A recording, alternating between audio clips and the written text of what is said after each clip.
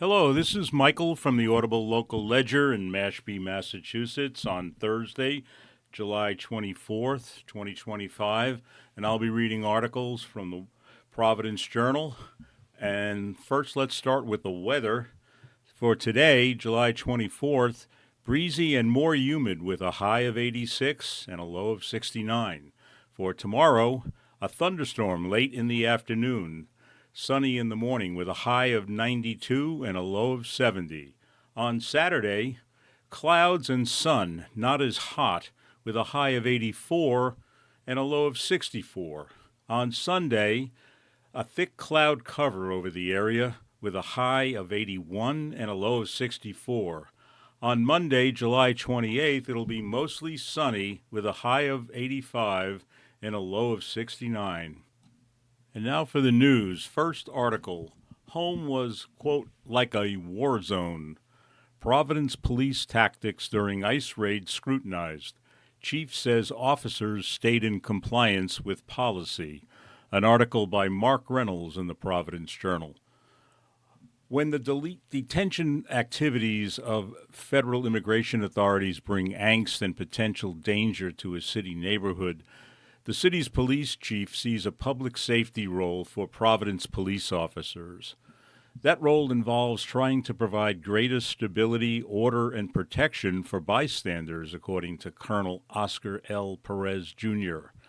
Perez has said that the police can work towards such outcomes without actually joining in or assisting with the enforcement of federal civil immigration laws by the U.S. Immigrations and Customs Enforcement. An ordinance restricts such assistance, and both Perez and Mayor Brett Smiley have said that police will not cooperate with ICE. Perez has also suggested that police stayed in compliance with that commitment and also enhanced public safety at the scene of a detention that brought masked ICE personnel with guns to the Hartford neighborhood on July 13th. An ICE team prepared to storm a house that morning. A city police sergeant's attempts to negotiate the evacuation of bystanders, including children, opened communications that helped facilitate the voluntary surrender of the wanted man. In the chief's view, such outcomes aid and protect Providence residents, and pursuing them in sync with the public safety responsibilities of his department. But some observers say that body camera video recorded by Police Sergeant Peter Simmons on July 13th shows Providence police actually helping ICE. Quote, I'm saying that I saw cooperation and support, Providence City Council President Rachel Miller recently told WJAR. Police are restricted by city ordinance from assisting in operations, quote, conducted solely for the purpose of enforcing federal immigration law, end quote. Perez said that the police went to the scene to handle a motor vehicle crash involving ICE personnel, and then became aware of the safety issues related to a potential raid that needed police attention. In her comments, Miller said police should have dealt with the crash and moved on. The Providence External Review Authority is reviewing the police response, as well as the officers' level of involvement in the ICE detention. Mother says, quote, it turned my home into kind of like a war zone. Another critic is Louisiana Martinez, a 43-year-old woman who lives in the house where the ICE team captured Yvonne Renee Mendoza Meza, handcuffing the accused fentanyl trafficker and MS-13 gang member on the back porch. Mendoza Meza, a 27-year-old Honduran native, was close to the tenants who lived in the rented unit in the house owned by Martinez's husband. Police say the ICE team engaged Mendoza Meza in a motor vehicle pursuit that led to Martinez's home on Alverson Avenue, concluded with an agent crashing into two vehicles, including a Toyota driven by Mendoza Meza. In an interview, Martinez sharply criticized members of the ICE team, accusing the masked men of pointing rifles unnecessarily outside her house. Quote, in my case, it turned my home into kind of like a war zone, said Martinez, who lives in the house with her 12-year-old son and 4-year-old daughter. Quote, I get it, she added. Immigrants, they're here illegally. I get it. I just think there's a better way to do this. You shouldn't have to traumatize a whole household to come after one person, end quote. Prior to viewing body camera video, she was quite critical of Providence police, too. I just felt like the Providence Police Department would help us more than they did. They didn't. I felt like they were trying to help ICE get their person, end quote. The suggestion that police provided no assistance to ICE is a lie, she said. Quote, I really don't want to go tit for tat with them, she said. She added, quote, I just want to tell my side. It's up to them if they want to defend their actions, end quote. She tempered her criticism slightly after watching the video, acknowledging the police officer's efforts to negotiate her family's evacuation from the house prior to an anticipated ICE raid. But like Miller, Martinez says she still thinks that the Providence police provided too much help to the ICE team. Also, she said, Mendoza Meza did not pose any danger. The goal was to avoid escalation. Providence police are not automatically deploying to enhance safety whenever ICE personnel emerge in the city. Perez has emphasized that the police went to the scene in the Hartford neighborhood in response to the call about the crash and became aware of other safety matters that needed attention. But how does Perez distinguish between help that assists residents and help that assists ICE? Levels of police interaction with ICE can vary based on circumstances. In a situation this past spring, police deployed to Rhode Island Hospital to keep order after ICE personnel brought a detainee to the hospital and an angry crowd formed on the street. Certain risks associated with the detention itself were not in play because that had already happened. For Perez, quote, communities face consequences, quote, such as unnecessary arrest, injuries, and civil unrest, unquote, if police do not deal with public safety issues that he feels were present in the Hartford neighborhood, from risks associated with the potential raid leading to building a crowd.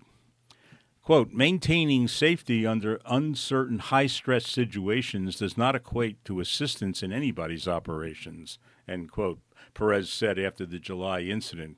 Quote, we need to be informed. That's why there was an exchange between the officers and the agents. We got there. We were there for a motor vehicle accident. We got a crowd. Our goal was never to assist, but to minimize harm and avoid escalation and protect bystanders and neighbors, end quote. Perez adds, quote, there are other municipalities that have not taken a safety risk and de-escalation approach in similar situations, and they have experienced consequences, including unnecessary arrest, dangerous and civil unrest, end quote. He cited an incident in Worcester, Massachusetts. Tension at the scene of an ICE detention center there in May escalated with several repercussions. At that scene, police were unable to deter people from throwing themselves in front of a parked vehicle, holding the detainee, and ending up arresting others. What do you need from us? Perez emphasizes that talking to people on both sides, including ICE personnel, is part of maintaining safety and working toward de-escalation.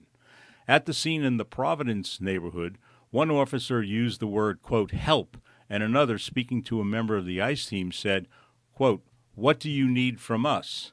Perez regards such communications as essential to finding ways to provide greater safety around the edges of an ICE enforcement action without actually assisting in that enforcement. Quote, when we get there, he said, quote, we've got to get details of what's going on, information that can give us help. It's all in the interest of safety. In the recent case, he has been flexible about the way that a Providence police sergeant and lieutenant talked to ICE personnel. Quote, at the end of the day, he said, quote, any information exchanged between officers and the agents was only done to help protect bystanders and to prevent confusion or unintended consequences. Next article, Brown Health weighs closures. Gateway Healthcare may be target of cuts. An article by Johnny Williams in the Providence Journal. Providence. Brown University Health is considering closing Gateway Healthcare, the state's largest nonprofit behavioral healthcare provider, and the Samuel Sinclair Dental Center, the state's primary provider of dental care for children and people with special needs, in an effort to rein back costs. The closure of the two facilities would have a vast impact on Rhode Island's healthcare system, advocates say, by cutting access to vital services for vulnerable patient populations. Brown Health, the state's largest health system, has been mulling the decisions since last May, according to an internal memo from CEO John Fernandez obtained by the Journal. Besides closing Gateway Healthcare and the Samuel Sinclair Dental Center, Brown Health is also considering halting facility projects at Rhode Island Hospital, reducing adult inpatient psychiatric services, stopping labor and delivery services at Newport Hospital, and cutting contracts for some state programs.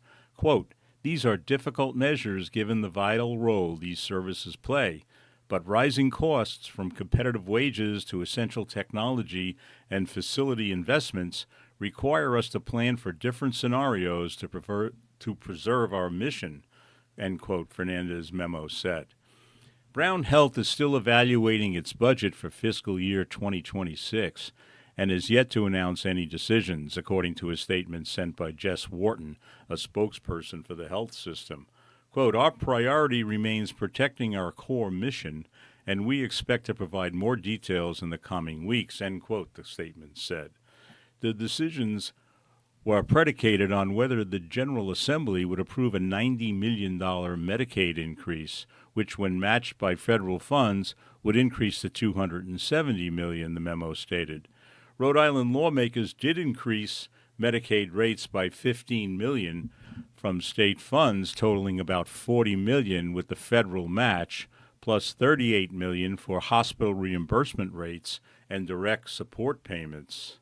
Between 2012 and 2024, except for 2020 and 2021, when the hospital finances were boosted by pandemic relief funds, Brown Health operated on an average margin of about $6 million a year, according to figures provided by Wharton. That's below the health system's target of a 3% margin. Though Brown Health did not provide dollar figures for that margin, how big the financial gap is this year's budget, nor how much it would save by closing Gateway and the Samuel Sinclair Dental Center. But according to Brown's health report for fiscal 2024, Gateway Healthcare reported a loss of more than $5 million. Both Gateway Healthcare and the Samuel Sinclair Dental Center have long histories and are stalwart providers of behavioral and dental care in Rhode Island. Gateway's healthcare origins date back to the 1960s, according to a history from Brown Health. In the decades since, it grew into a network of community mental health centers, and in 2013 it became affiliated with Brown Health. Gateway Healthcare has locations in Pawtucket, Johnston, and Charlestown. Besides behavioral health care, Gateway Health also offers a host of social services, among them substance abuse treatment, bereavement counseling, family shelters, and autism programs through their other organizations that are affiliated with it or merged under its umbrella. The organization employs more than 600 staffers, among them psychiatrists, psychologists, and clinicians. It serves more than 25,000 Rhode Islanders each year.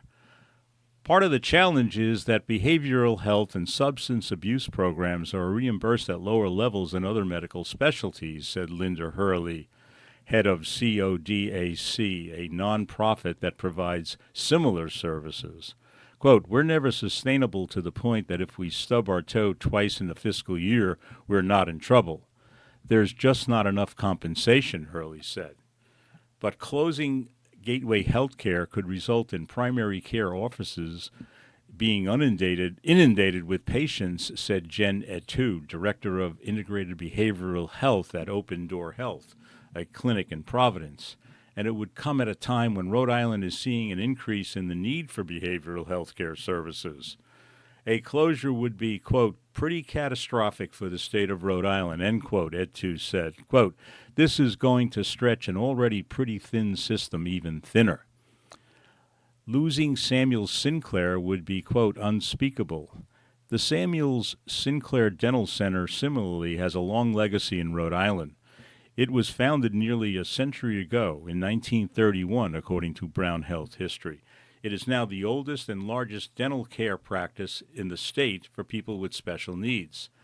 The center has about 30 staff members, among them pediatric and general dentists, residents, dental hygienists, assistants, and administrative staff, according to Elizabeth Benz, director of the clinic. It sees about 19,000 patients annually. Many of them have special needs. Quote, "We are the primary provider for all of the state's group home patients for intellectual disabled patients. You're thinking autism syndrome, Down syndrome, and any other syndromic things, seizure disorders. So we basically take all of these patients on, as well as their very, very few other providers that are capable of handling that population," Ben said. The center also does all pre-valve clearances for cardiothoracic surgeries at the Rhode Island Hofstra, clears patients for head and neck cancer treatment, and treats rare tooth infections. The center's proximity to Rhode Island Hospital, it's on the hospital's campus, is convenient for getting these clearances, Ben said. Without its patients, many of them will have to go to other sites before treatment at the hospital. And it is one of 2 sites for dental residencies in Rhode Island. The state does not have a dental school. 3 residents train at Samuel Sinclair Dental Center every year, but they often leave the state after graduating. Steve Brown, chief of service at the center, said closing it would deliver a blow to the special needs community in Rhode Island.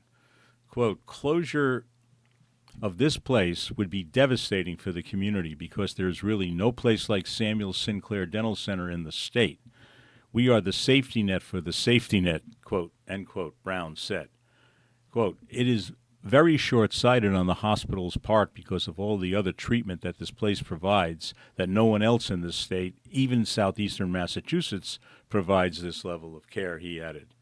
Dentists have also raised concerns about low reimbursement rates Medicaid, leading most private practices to not accept it anymore, Ben said. The Samuels Sinclair Dental Center, which does take some forms of Medicaid, also has the challenges that services for special needs patients may take twice as long and require twice as many staff as a regular appointment, but get reimbursed at the same level, Brown said. Fotini Dianopoulos, president of the Rhode Island Dental Association, said if Brown Health shuts down the Samuel Sinclair Dental Center, it would have, quote, "unspeakable impact on the community." Quote, "For being such a pioneer in education and diversity and inclusivity, to shut down the establishment goes against all the principles that they promote themselves to be. By shutting off access of dental care to our special needs population," Dianopoulos said. End of article.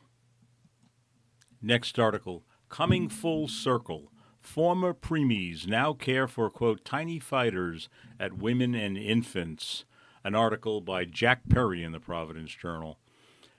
Providence. Sometimes the parents of babies at the Neonatal Intensive Care Unit, NICU, at Women's and Infants Hospital don't realize they've had 2 different nurses caring for them and their babies. That's understandable since nurses Tanya and Talia Santos are identical twins who work in the NICU.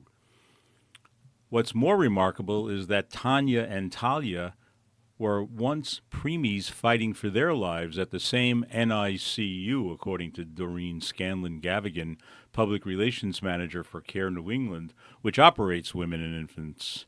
The twins were born about 27 weeks of gestation, according to Gavigan. Talia was born weighing just 1 pound 2 ounces and spent 3 months in the NICU. Tanya weighed 2 pounds 2 ounces and was in the NICU for 2 months. In May, 31 years after they were patients in the NICU, Tanya and Talia were hired to work there. Kim Francis, chief nursing officer for the hospital, says the former patients becoming NICU nurses, quote, caring for the next generation of tiny fighters, is a beautiful full circle moment and a powerful reminder of the lifelong impact of our work, end quote. Kim Francis, chief nursing officer at Women's and Infants Hospital on former patients becoming NICU nurses. The twins are in a 16-week orientation period, quote, but their enthusiasm and eagerness to learn to do the best they can really stand out, end quote, said Kristen Fox, assistant nurse manager in the NICU. Quote, because they have such special connection to the unit, they can make deeply personal connections with families in similar situations, end quote. How does the NICU care for infants? On average, 1,200 sick or premature babies are treated each year at the NICU at Women and Infants Hospital, according to Care New England. It's the only level 4 NICU in the state and one of the largest single-family room NICUs in the country. Infants in the NICU can range from 22 weeks of gestation to full term. The youngest infant to survive was admitted at 25 weeks and 360 grams and was later discharged to Hasbro Children's Hospital. Sadly, an even smaller infant, 22 weeks of gestation and 300 grams, did not survive. Premature babies require the most technically and medically advanced treatments available. According to Care New England, interventions can include intubation for assistance with breathing, with the infants placed on ventilators until they can breathe on their own. Sometimes the infants require central intravenous lines to receive proper nutrition and hydration. Nasally or orally placed tubes in the infant's stomach allow mom's breast milk, donor milk, or formula to be introduced when they're too young to be fed by mouth. What's the job like? The sisters who live together in Providence work different morning and evening shifts, with Talia often replacing Tanya at 3 p.m. Quote, I work in the morning and I don't think the parents notice they're getting different nurses, end quote, Tanya said. Studying nursing at the New England Institute of Technology in East Greenwich, the twins knew they wanted to work with children. Talia acknowledged that, quote, nursing is a lot of work, but it's worth it, end quote. The best part is seeing the parents get a chance to go home with their babies, Talia said. Parents of babies in the NICU are understandably worried, and Tanya says a challenging aspect of the job is, quote, trying to make families feel comfortable and reassuring them everything will be okay. Their parents, Jose Bienvenida Santos, were two of those worried parents of not just one, but two babies in the NICU 31 years ago. Their mother is over the moon about their new jobs, Tanya said. Quote, she is so happy. She just loves us being there, Tanya said during an interview while off work. The twins will likely both work the overnight shift when their orientation is complete, which might cause even more confusion for parents. Working together won't be a problem, they said, because they're best friends.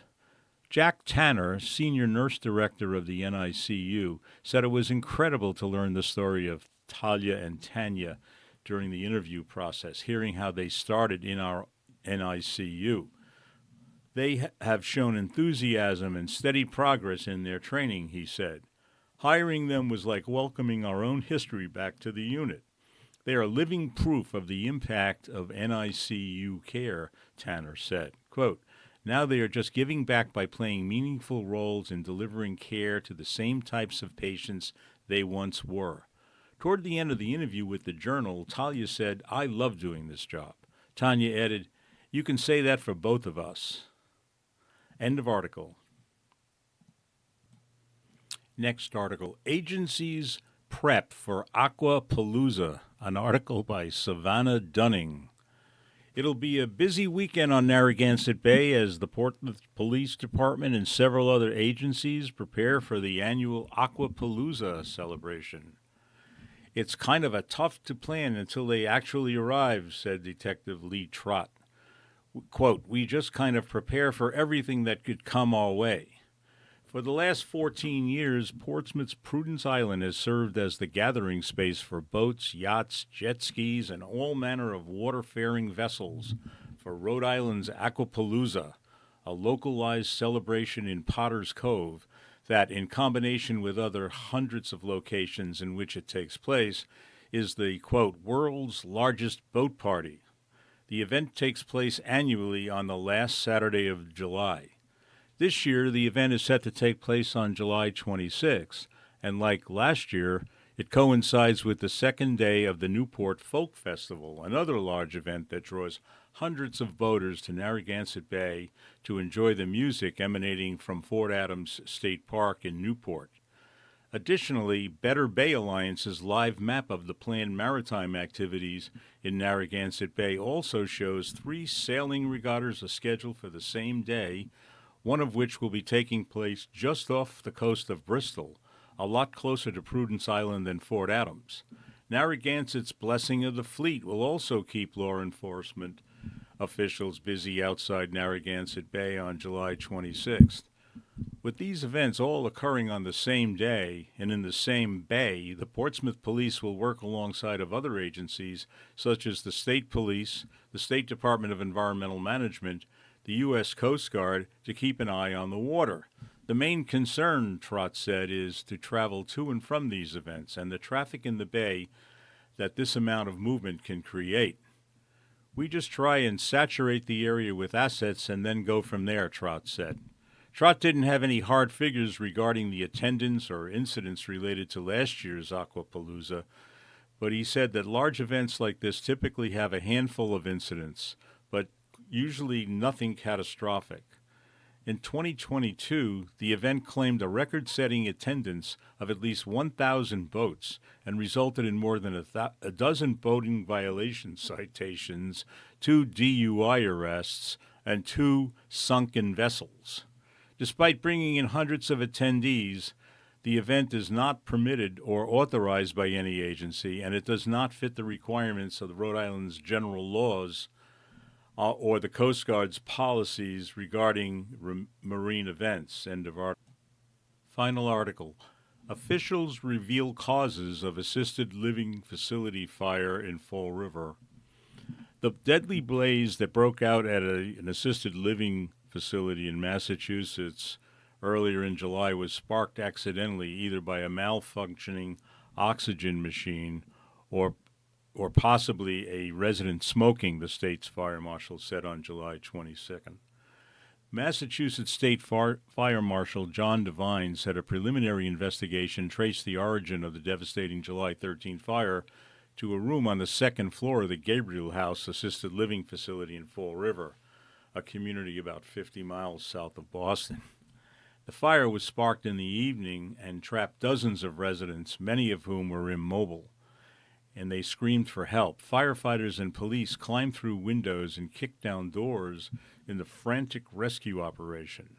10 residents between 61 and 86 years old were killed in the blaze, and more than 30 were injured, including several first responders, officials said. Devine said the resident who lived in the room where the fire began was among the dead, making it difficult to determine what exactly led up to the moment of ignition. Still, investigators narrowed the possible origin to an oxygen machine or smoking materials discovered in the room.